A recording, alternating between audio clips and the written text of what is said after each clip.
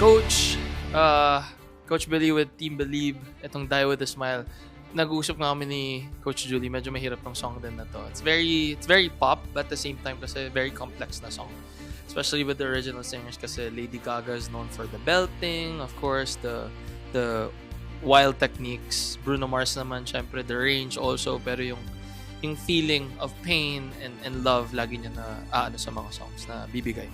And syempre for these kids at their age, it's really hard to sort of put your feelings sonically. It takes years for you to give that emotion.